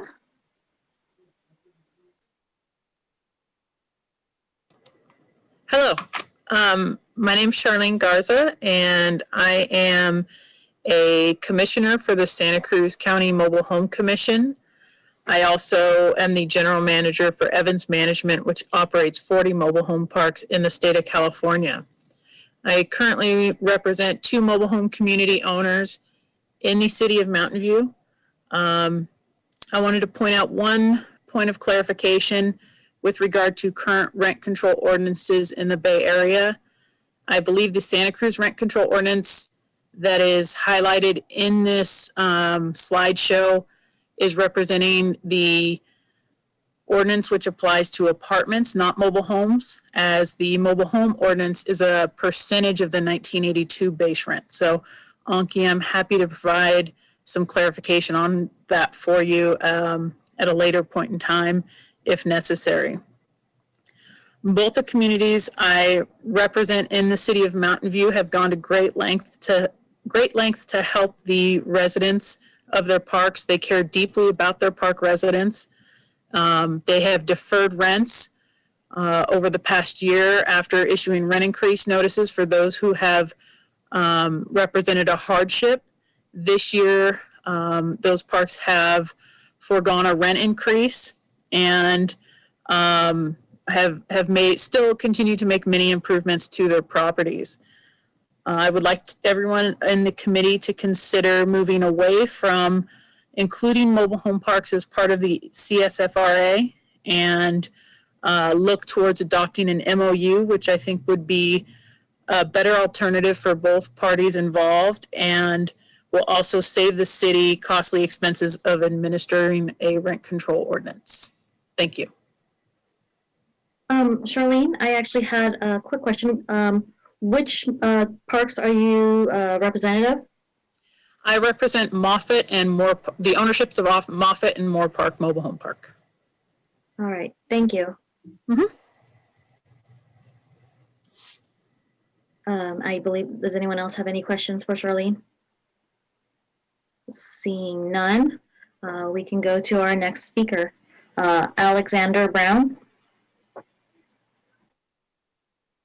Hey, everybody. So first I want to say thank you, Edward, for stealing all of my lines. So good. I don't know how I can be, I can't top that. It was great. So let's just go back to the text. Community Stabilization Fair Rent Act, Section 1702, Definition S, rental unit, any building, structure, or part thereof, or land appurtenant thereto, or any other rental property rented or offered for rent for residential purposes, together with all housing services connected with use or occupancy of such property, such as common areas and recreational facilities held out for use by the tenant. I really appreciate the consideration of all the consequences of the Community Stabilization and Fair Rent Act as applied and as it should be applied. I think that these are all good considerations. I think that this is stuff that we should be knowledgeable about and considerate of going forward, because if there are things that are incompatible with circumstances as they arise, we can amend the charter with a ballot measure. Cool. But until then, what we have is a text that should cover mobile homes and that only doesn't cover mobile homes because whereas confusion exists whether mobile homes within mobile home parks in the city are rental units, and whereas confusion exists whether mobile home spaces within mobile home parks in the city are rental units, and whereas the rental housing committee desires to have certainty regarding the application of the CSFRA to mobile home parks as it impacts the implementation of the CSFRA and is an important issue for both landlords and tenants, I think that we've attained a much greater degree of certainty over the last 2.5 years regarding the application of the CSFRA to mobile home parks. I think that with all of the study sessions, with the discussions, with the research, with similar laws being passed in the time that this has been before the committee, that we are just wasting times, and we are letting people get priced out of their homes through inaction, and that it is not the job of the Rental Housing Committee to write law. It is not the job of the Rental Housing Committee to decide what should or should not be in the Community Stabilization and Fair Rent Act. It is to administer the law, which covers mobile homes and protects mobile home residents and guards our communities. That's the point. That's why we're here. I do want to thank city staff. You guys are great. And also, as I council, thank you so much. I yield my time. Thank you, Alexander Brown. I do not see any more hands. City staff, did you receive public comment on this item by email since 5 p.m.? We have not. All right, city staff, are there any additional members of the public on the line who have indicated they wanted to speak on this item? There are not. All right, so seeing none, we're bringing it back to committee. Oh, wait. I'm thinking this is Guadalupe.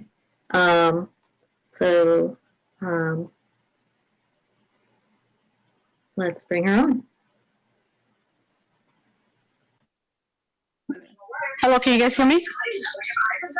Yes, we can hear you. Okay, great.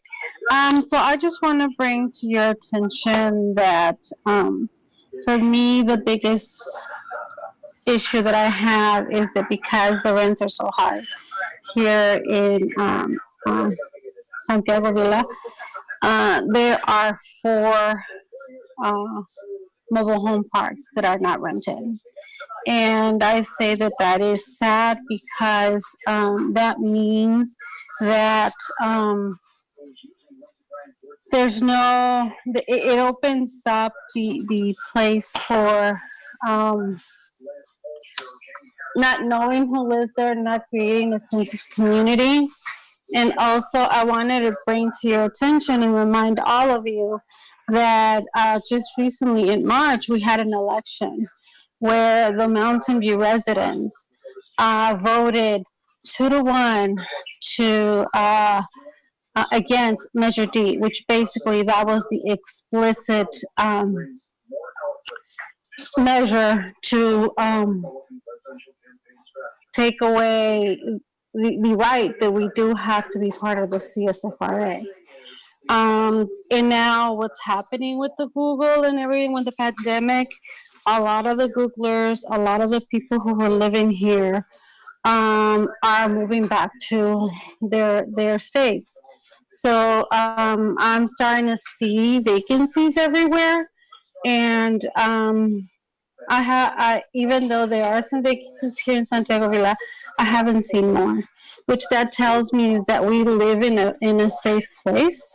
And this is a long-standing people that live here and neighbors that I know, that I see walking around, that I love to say hi every day, that I love to see the kids playing around in the park. And I want to bring to your attention that if this continues in this situation, we're going to lose that. We're going to lose a vital members of our community. 1 minute. I'm sorry? 1 minute remaining. Oh, okay. So that I wanted to finish with that to remind you that we are a vital makeup of this community. And I yield my time. Thank you. Thank you, Guadalupe. Seeing no more hands raised, we're going to bring it back to the committee for deliberation.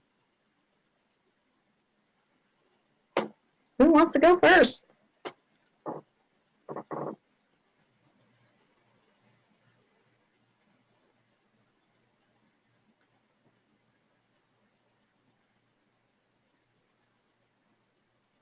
All right, Vice Chair Almond? Well, since we are in a study session, we can't take a vote on this. I mean, I feel very well informed, both by the community and the staff reports. But I'm not sure how others feel, and there's the whole wait till after the appeal is resolved. So I'm not sure what next steps we can take or should take.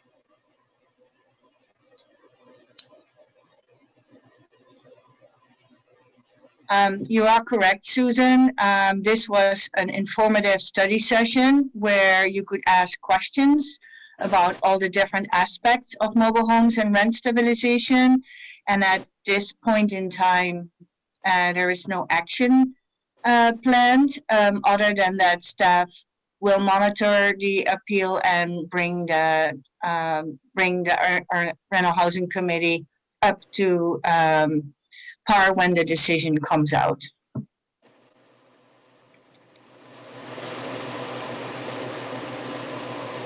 Committee Member Haynes-Lipsey? I just wanted to say thank you to the staff and all our speakers from the public. I felt like this study session was very helpful in drilling into some issues that I don't believe that we have gotten data points around, specifically some of the information around other jurisdictions and how they have facilitated their ordinances and what that looks like in concert with their rent stabilization for the units that are currently covered as of today under the historical interpretation of the CSFRA. I wanted to ask if this would, if after the appeal has completed and we have the information of what the decision was, would it be possible to call a special meeting for the RHC if there's no RHC meeting scheduled within the next 2 weeks after that date to basically review what the outcome of the appeal was in light of what's been discussed today? Would that be something we could do?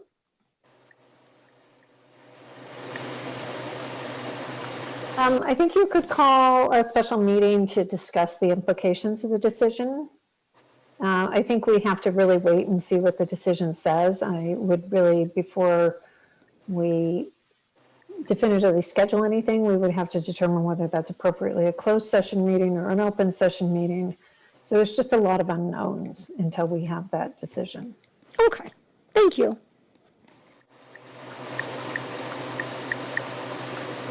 On a broader question, what are the guidelines should we want to call a emergency meeting or a special? So under the Brown Act, you can call special meetings on 24 hours notice. Under your rules, I'm just checking to see if you actually have, under your rules,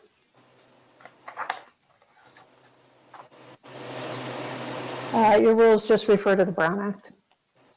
So it's Brown Act compliance. I think the chair could call a special meeting if there's a need for it, typically with 24 hours notice. All right. Based on some of the guidance that was given by council in January, there was a report. What is the full status of that report and outreach? If you refer to the stakeholder meetings that were being held, a summary was attached to this report. Sorry, I meant including the analytical data of all the survey inputs. We don't have that yet. Okay. Do we have a timeline? Not really, but we're doing our best to get that together as fast as possible. We're considering we had 3 changes in the eviction moratorium laws descending upon us. So once this state moratorium has been in place maybe for a month and the initial outreach has been done, we can free ourselves up more towards this other aspect of analyzing their surveys. Okay. So any other committee members wish to deliberate? Matthew, go ahead. I would just comment on sequencing and maybe a question for Anki. So City Council has requested information on this, and that's where we're getting a lot of our data. City Council, I think, is also pending or waiting for the outcome of litigation. I know, at least from the flyers that I get, that there are individuals campaigning for City Council spots that are interested in this topic. I guess to Anki, when would the earliest be that you would, knowing that City Council has an opinion on this and has asked about it, when's the earliest that you would want that you could be prepared to have all the input to discuss this topic, if litigation is resolved and you've had time to digest that? Yeah, and correct me if I'm wrong, Karen, but we heard from legal counsel that it might take at least till the end of the year before a decision can be expected. And we definitely hope we're going to be ready with all our data when City Council decides to bring that back.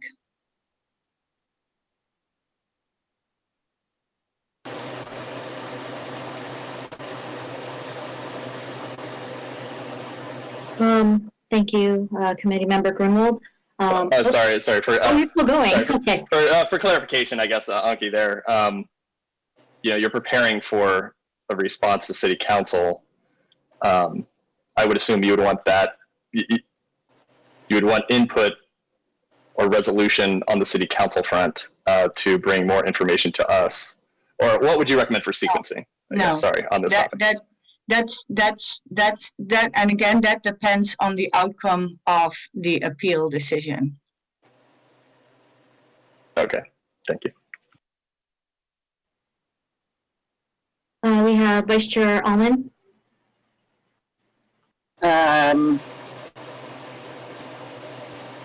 Well, I think it's all waiting till the end of litigation, right? I mean, there's pressure from the city staff to wait until that's resolved, right? Okay, that's all. All right, this is a broader, and if you don't have an answer to it, that's fine. But in terms of, because this topic matter is going to be highly nuanced between essentially two boards, what avenues of collaboration are possible for us? I think that really, I hate to keep saying this, but it really depends on what the Court of Appeal decision is. It has implications on who has jurisdiction. So I think we just have to wait. All right. Thank you to staff and legal counsel for your work on this. It was quite a lot. Thank you so much. And I think if no one else has anything else, we can move on to the next agenda item. I'm seeing, yes. Okay, so we are at item 8.2, update on state legislation, AB 3088, eviction moratorium, and we have a staff presentation. Good evening, committee members, chair and vice chair.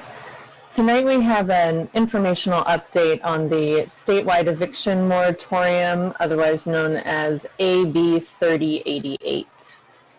On August 31st of 2020, the governor signed into effect AB 3088, the Tenant, Homeowner, and Small Landlord Relief Act.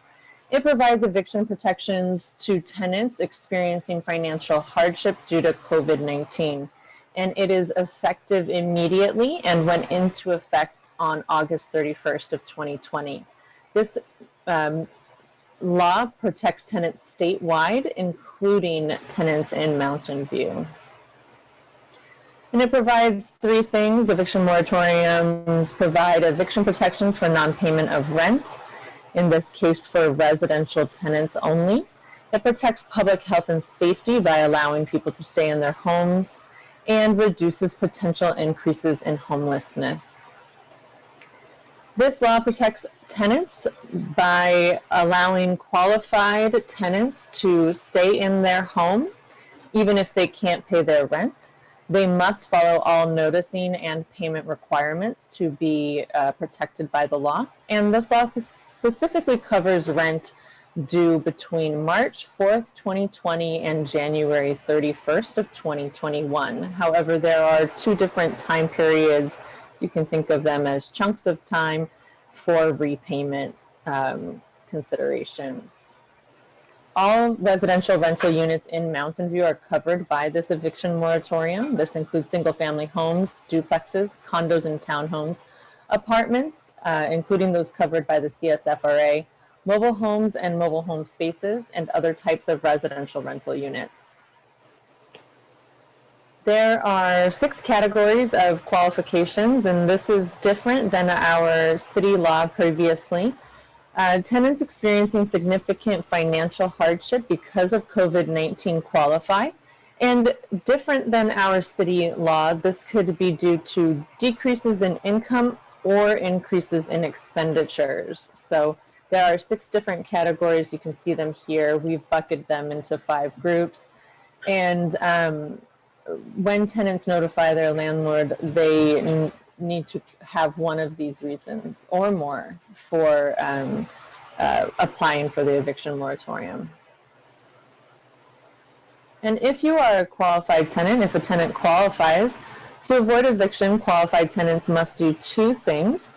One is to notify their landlord within 15 days after receiving an eviction notice. So this is very different from the previous city law.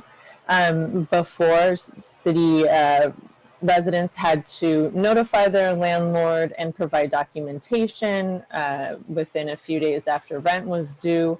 And in this case, they have to wait until the landlord provides them with an eviction notice to then respond to that notice with a very specific form that the landlord is required to give them.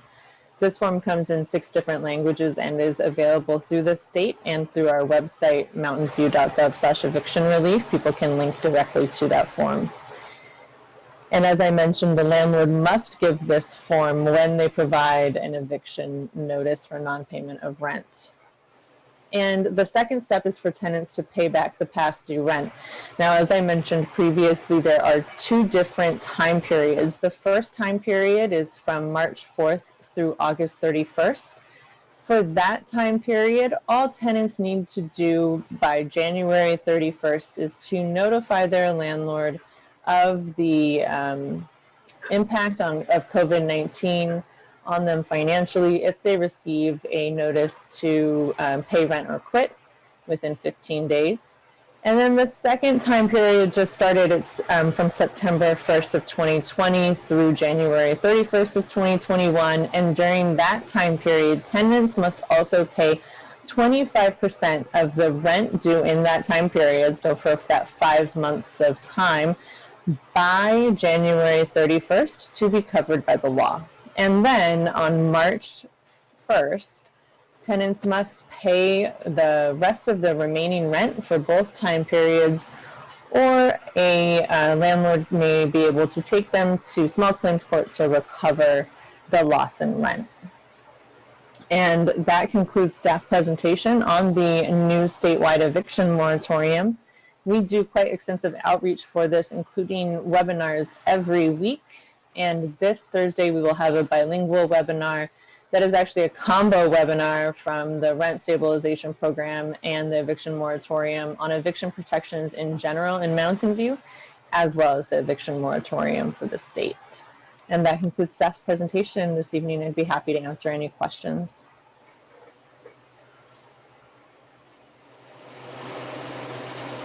Do you have any questions from the committee members?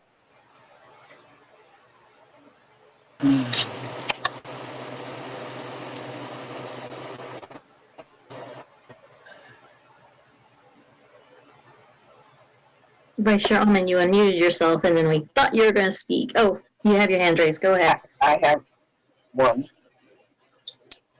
Emily? Go ahead. I'm hearing that people are getting eviction notices anyway and being pressured to vacate. It's just anecdotal, but I wondered if staff is hearing any of that. They have to, under this new state law, landlords can, and in this case must, give an eviction notice with quite a few specific requirements as mandated by the state law, including a declaration form for tenants to then return to their landlord. That's the notification form that we're talking about here. So landlords are allowed to issue eviction notices for non-payment of rent right now. They cannot go into effect or enter into the unlawful detainer in court process until October 5th. However, they are allowed to give the notices and then receive the declaration form back from their tenants. That is how the state law is written. If you do hear of any, even if it's anecdotal, any pressuring or in general, anything that is of concern, or if people have any questions, please direct them to either call our phone numbers, of which are on, everywhere, or to call the rental housing helpline for assistance. As you know, that's ran by our consultant team, and they can answer any and all questions there and assist people. And the phone number, Susan, we can provide that to you. And for anyone listening, it's 650-282-2514. And I do want to add, like Patricia said, different from what we've seen in the previous period, landlords will now start to give eviction notices on a monthly basis. So that might scare off a lot of tenants. And what we are communicating in our outreach is that tenants, if they're impacted by COVID-19, should fill out a declaration and send that back to the landlord. And then they are protected under this statewide eviction moratorium. But it is scary for them to receive those termination notices now all of a sudden while they're thinking they're protected. And they still are. And it should be noted that an eviction notice is not an eviction. It's just simply a warning that a tenant needs to do something. And in this case, that something is either notify the landlord of the impact of COVID-19 or pay the rent. And as I said, they have to give a declaration form back to their landlord, but that declaration form has to be provided to them. So, all that is needed on the state's form is a signature and the date. They don't have to designate even what category of qualifications they fall under. And if there's one other caveat that I did not mention here because it starts to get into some of the details and I wanted to keep it as high level as possible for our purposes. But if a tenant does make over 130% of the area median income, they may have to provide documentation to their landlord. But that's only a may, and there are specific requirements for that as well. So essentially what we're saying is if anyone receives an eviction notice, or if anyone is thinking about giving an eviction notice, they should contact the Mountain View Rental Housing Helpline or our offices for assistance, because there's a lot of nuances to the state law that we can help walk them through on either side, tenants or landlords.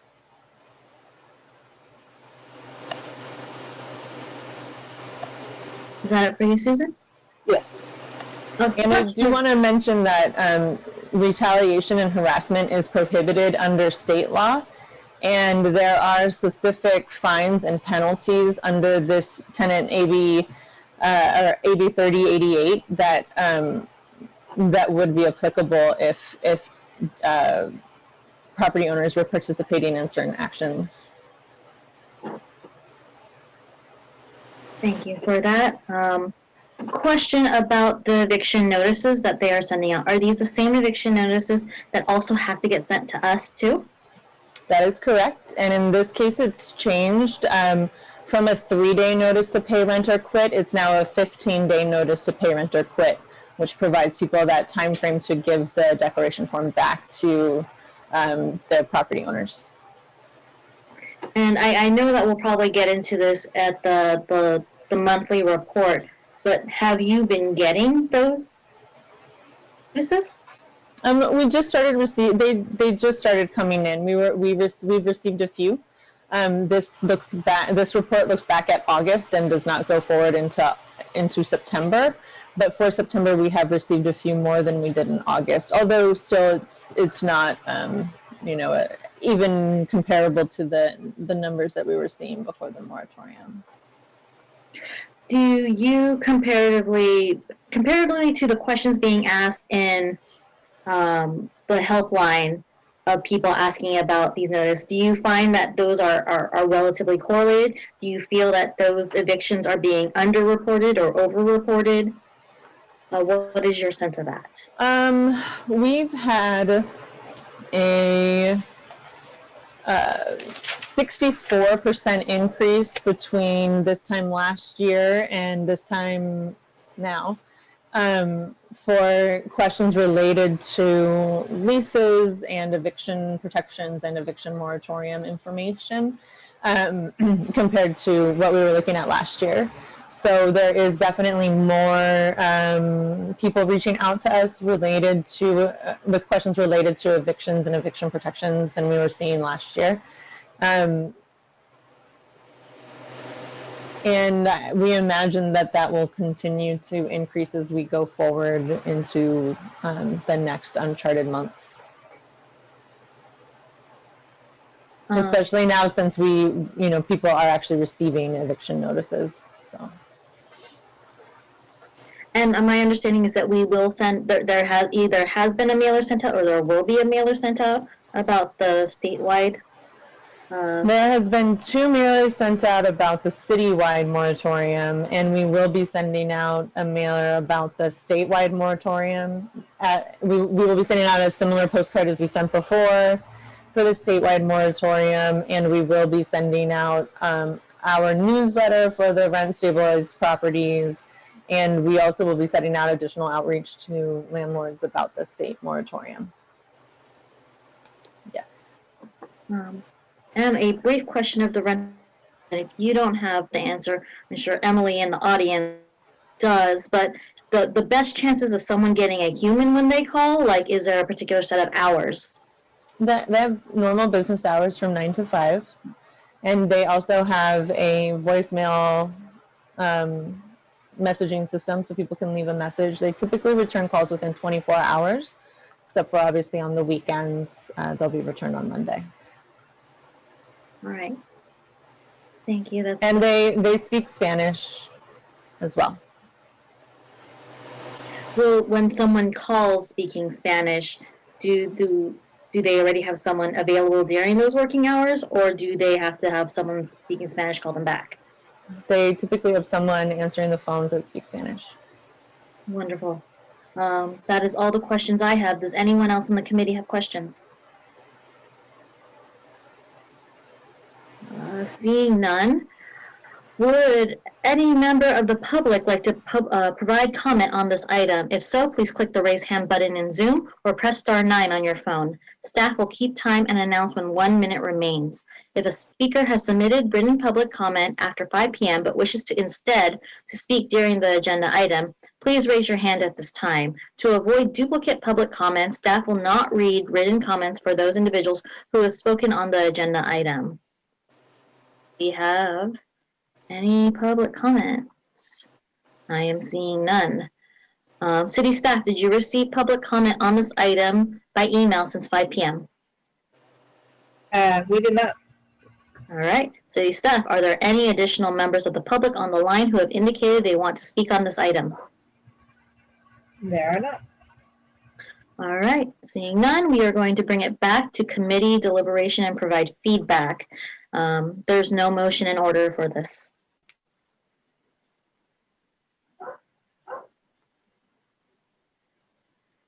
All right. Anyone?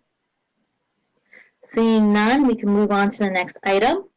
8.3, CSFRA fund results for fiscal year ending June 2020, and we have a staff presentation. Yes, thank you, Chair Ramos and Rental Housing Committee members. Tonight, we're presenting to the Rental Housing Committee the final unaudited results for fiscal year 2019-20. They're not looking that different from our quarterly financial information, but for completeness sake, we are giving this overview. So the purpose of this presentation is to review the year-end results of fiscal year 19-20 and a comparison of adopted, estimated, and final unaudited numbers for the fiscal year 2019 and 20. As we've seen before, the four major categories of expenditures that we are tracking are staffing, which includes personnel directly charged to the CSFRA budget. General operating costs includes all the expenditures associated with meetings, office supplies, and materials for outreach and education. Third-party professional and technical services. These are consultant services for hearing officers, legal services, litigation, the Mountain View Rental Housing Helpline, pre-hearing settlement conferences, and relocation services. And as the fourth category is the city resources administrative support, which is the indirect support provided by the city related to finance and HR. So on this slide, you can see a chart comparing the adopted to the unaudited final numbers, and also includes the estimated that was provided to you in spring. For revenues, the actual revenues were 1.5 million, just 53,000 lower than budget due to fluctuations in CSFRA covered units. And the total operating expenditures amounted to $856,000, which is significantly less than what was budgeted. And the next slide will provide more details on the variance of the operating expenditures. So this slide shows the detail of the operating expenditures. There are 4 FTE positions budgeted, and there were savings in staffing related to the vacancy of the office assistant. And the staff also charged other department for some of its time devoted to tasks outside the scope of the CSFRA, such as the trail modifications and some COVID-related programs. Savings in general operating in expenditures is due to lower spending in all the categories under this category. And then savings in professional and technical services are related to having to provide fewer than anticipated hearing officer services, relocation services based on lower demand levels.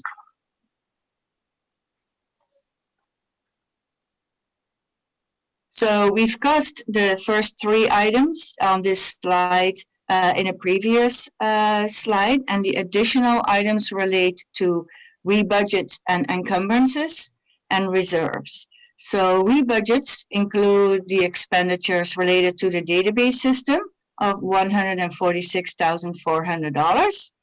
At the time, it was really well negotiated by Roger Jensen with our database requests for proposals, and a lot of the services that they are still providing are still falling under the first and the second payment. Encumbrances are legal obligations for funds that have not been paid by the end of the fiscal year. And this includes encumbrances for legal services and other miscellaneous professional and technical services. These are being reserved against, and the funds are carried over into the new fiscal year for a total of $442,000. Then the reserve, as a last category, it provides a balance for unanticipated expenditures during the year or for any shortfall in revenues. And the Rental Housing Committee approved a reserve of 20% of expenditures and phased this in over a 2-year period. And for fiscal year 1920, this was the second year, and a reserve of $189,000 was included, bringing the total reserve to $384,000. So the recommendation is for the Rental Housing Committee to review and acknowledge these results for the CSFRA fund for the fiscal year ending in June 30, 2020. This is the end of this presentation. Happy to answer any questions. Do we have any questions from the committee staff? Seeing none, we can go to public comment. Would any member of the public on the line like to provide comment on this item? If so, please click the raise hand button in Zoom or press *9 on your phone. Staff will keep time and announce when 1 minute remains. If a speaker has submitted written public comment after 5 p.m. but wishes instead to speak during this agenda item, please raise your hand at this time. To avoid duplicate public comments, staff will not read written comments for those individuals who have spoken on the agenda item. I am not seeing anyone speaking. So, city staff, did you receive public comment on this item by email since 5 p.m.? I have not. All right, city staff, are there any additional members of the public on the line who've indicated they wanted to speak on this item? There are not. All right, we're bringing it back to the committee for deliberation and feedback. Do we have any deliberation or feedback from committee members? Seeing none, thank you, staff, for your report. Now on to the next item, which is, oh, yay, council staff and committee reports. So 9.1, monthly activity report, August 2020, and we have a staff presentation. Thank you, Chair Ramos. Committee members, we have a presentation on our monthly status report. We will not be going in depth as we did the in-depth presentation last month, but I do want to highlight a few different points of data. The first is that we had about 102 public inquiries made on the helpline, and this is about an 8% increase from last year at this time. Also, we held 2 workshops in August, one for landlord registration and one for that was landlord focused on navigating the termination process. And so far, we've had 26 attendees for our workshops as of August. We also have one coming up at the end of September on Thursday that I'll discuss and share with you information on in a little bit. We've had 21 mediations and conciliations, with 10 of 21 being resolved and 9 are still pending. And then Chair Ramos, you specifically requested information on the failure to pay rent notices. In August, we had about 11 of them. So for the quarter, we've had 11 of those, and we had 1 owner move-in notice come through as well. For the petitions, we have had quite a few filed with the city. In August, we had 3 petition Bs, the failure to maintain a habitable premise or a reduction in service petition, and we had 1 tenant petition A that transitioned to being in review and has been accepted and is now in the hearing process. That happened at the beginning of September. And then we also have had a site change in one of the landlord petitions. It's been put on hold because of COVID. So the property owner specifically requested a hold on the petition. And then I do want to point out that we did have one property that sold in this quarter, and it had 4 units that were sold. And the CPI calculations have gone up a little bit again. So for the CPI that we use for fair return petitions, the rent of primary residence, it went back to what it was in April. So it's now back at 26%. And then if you look at the market rate, average market rent and the vacancy rates, you can see that there has been an impact in the market due to COVID, which this is being experienced across every jurisdiction in the country right now. And you can see here that the vacancy rate has gone up for all units, including CSFRA covered units. And that rent has gone down, average market rent has gone down for all units, including those covered by the CSFRA. And this concludes staff's presentation on the monthly status report. I'm happy to take questions if there are any. Do you have any questions from the committee members? Seeing none, we can move on to the next report. Item 9.2, update on city's COVID landlord-tenant programs.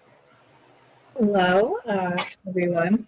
I just want to start off by saying, excuse my first bullet there. That's supposed to say the rent relief program. We no longer have a small landlord relief program because I think we discussed last month that City Council decided to rebudget the funds for that program and put them into the rent relief program. And we will also be discussing the utility relief program. Next slide. All right, and we're pretty familiar with this program. At this point, it provides financial assistance to residents of Mountain View who have been impacted by COVID-19. I got the most recent numbers, and it looks like we have sent out checks to about 1,400 households so far, and each of those checks is averaging just about $2,000, a little over $2,000. They are providing households checks for first and second month, so 2 months of rent if they qualify. And this program can be applied for through the Community Services Agency and by contacting renthelp@csacares.org. And we also have the utility relief program. Again, this would help provide a one-time $50 credit that a tenant of Mountain View could, or actually anybody, landlord or tenant of Mountain View, can apply to a utility bill.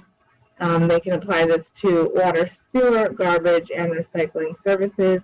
This, again, has to be income qualified. And also during this time, it's important to mention that the city will not be shutting off any utility services if that individual is not able to pay the bill. And we will also be waiving penalties and interest on late payments of any of these utility bills. And to apply for this program, you would contact our revenue department, our finance department, at revenuestaff@mountainview.gov, or give them a call at the number listed on the screen. Those are our city programs now. Again, as Patricia already discussed, the state has their eviction moratorium law, so that superseded what we had here in Mountain View, so that's no longer a city COVID-19 program. And that concludes the presentation for tonight. Any questions about the program? We have questions from committee members. I have from Nicole Haynes-Livesay. I have hopefully an easy question. I've seen a ton of outreach done on the eviction programs. I've seen less on specifically the utility relief. I saw a little bit from time to time on the rent relief. How are we getting information about the utility relief program out? Is it like going in reminder notices for people who perhaps are late paying their utilities, or how are we kind of making sure that the folks that might need it know it's out there? I am not 100% positive about how the finance department is running the outreach for that specific program, but I could definitely find that out and provide that information in our next update. That would be awesome. Thank you. They do provide information on the city website, including on the COVID. They have like almost like a dashboard of assistance. It is there, and they have been communicating it through the banners on the website as well. That's as much as I'm aware of at this time, though. I'm sure that there is more information that they're getting out in some other way. Yeah, I'll definitely check to see if they're including any sort of information in the bills that they're sending out to the public. Thank you. Any other questions from committee members? A couple questions. Is there any thought to restructuring the rent relief program now due to changes in the eviction moratorium law? Some aspects of the rent relief program are being examined specifically by legal counsel to determine if any changes need to happen under the new eviction moratorium law. At this time, it is going to continue the way that it is to the best of my knowledge. Okay. And something I have been hearing about with tenants trying to get assistance from CSA, one of the issues is getting landlord communication. So either with the tenants trying to get their landlord to sign a form, I do not know how much that has changed in their program. I believe they have to turn in a form to CSA with a signature of their landlord or property manager, whatever. And that seems to be a chokehold point. There's also a chokehold point that the CSA sends the checks directly to the landlord, and so they need some form of contact with that landlord. Are we doing any assistance with that, since we do have contact with landlords for things like when they pay their annual fees? The program is administered by Community Services Agency, and that is the body that would be doing any of that kind of contact. The city is not administering this program at this time. So if CSA is having trouble with that contact, can the city assist this?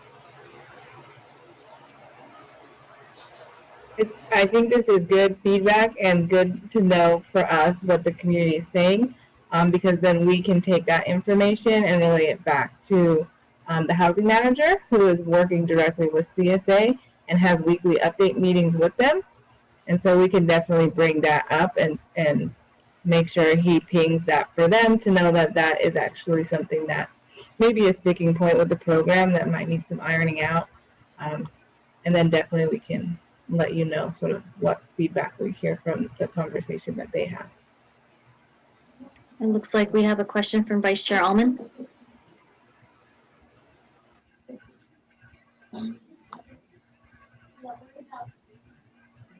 Did you have a question, Vice Chair Allman?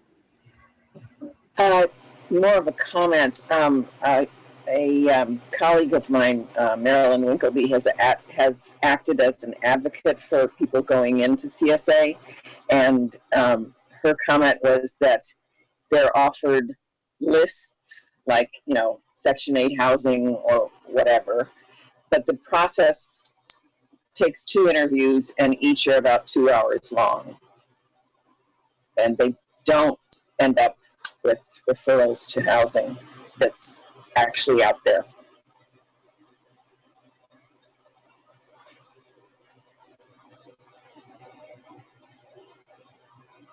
Thank you for that. Do we have any other answer question from the committee staff?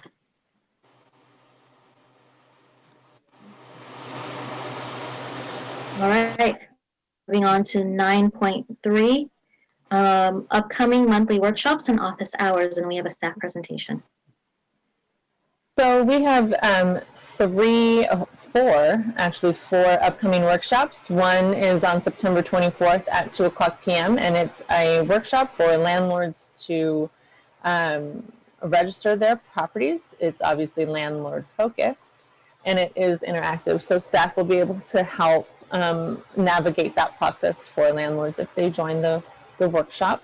And then on September 24th at 6 p.m., we have an evictions basics tenant-focused workshop. It's the counterpoint to the one we gave last month for landlords.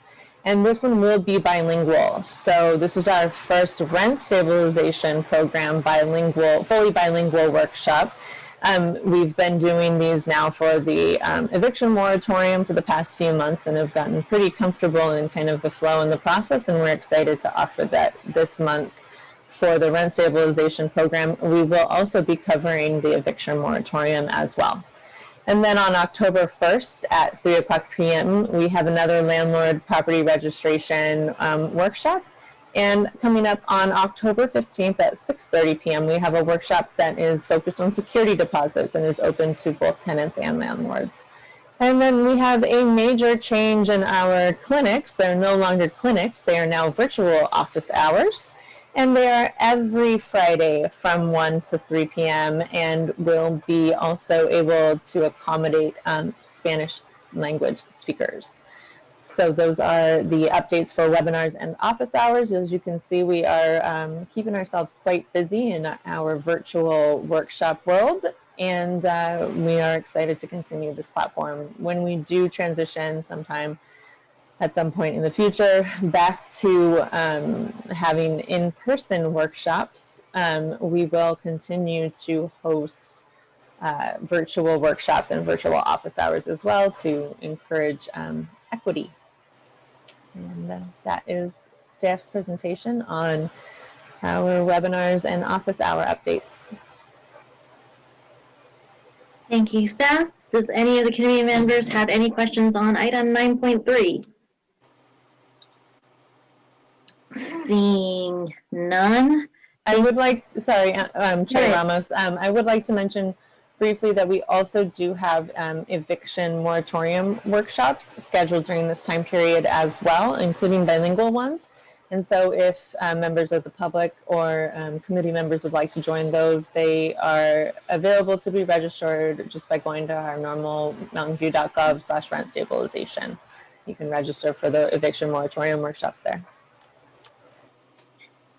Thank you, Patricia. So any other questions from the committee to staff? Any committee reports? I do have one minor committee report. I had the opportunity to speak to the Senior Advisory Committee about the RHC. It was fun. They also had the chair of the Downtown Committee and Performing Arts Committee, and we were able to provide what we all do, which was enlightening to hear about the Downtown Committee and the Performing Arts Committee. And they had questions about our program and how it affects seniors.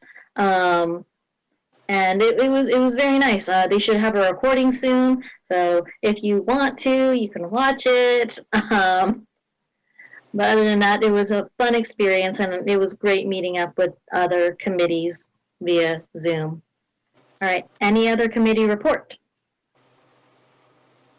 Seeing none, we move to item 10, adjournment. And the meeting is adjourned at 9:25 p.m. The next Rental Housing Committee meeting is scheduled to be held at Monday, October 19th at 7 p.m. Have a good night, everyone, and stay safe and healthy.